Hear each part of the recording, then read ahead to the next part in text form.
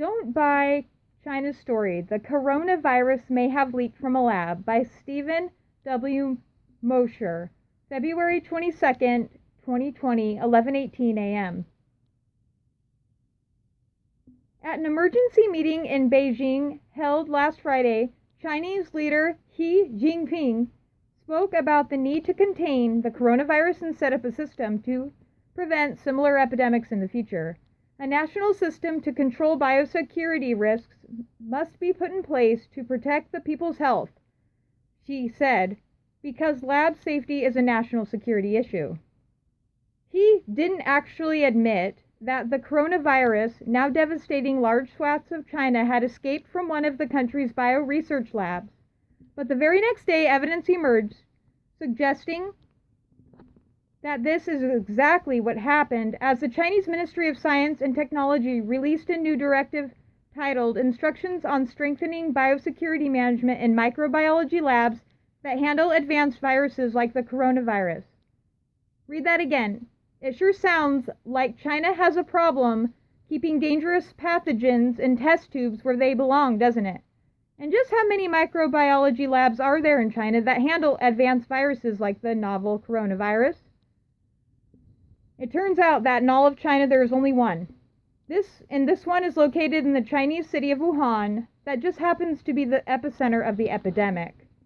That's right, China's only level 4 microbiology lab that is equipped to handle deadly coronaviruses, called the National Biosafety Laboratory, is part of the Wuhan Institute of Virology.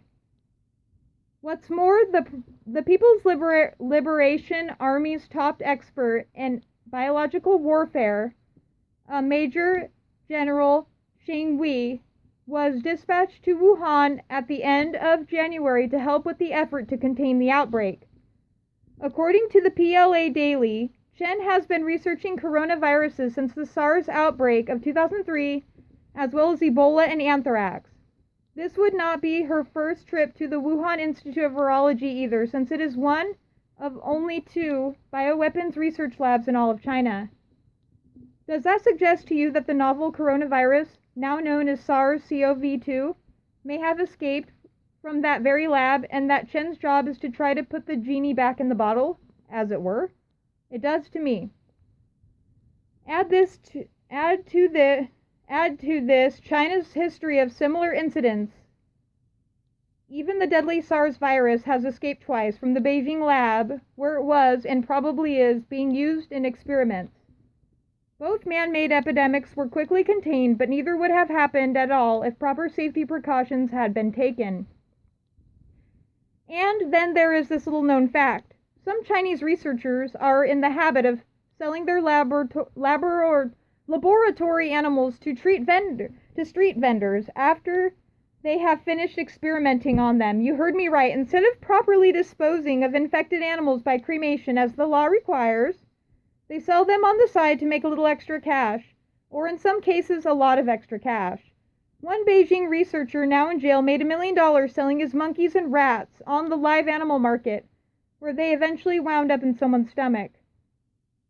Also fueling suspicions about SARS-CoV-2 origins is the series of increasingly lame excuses offered by the Chinese authorities as people begin to sicken and die.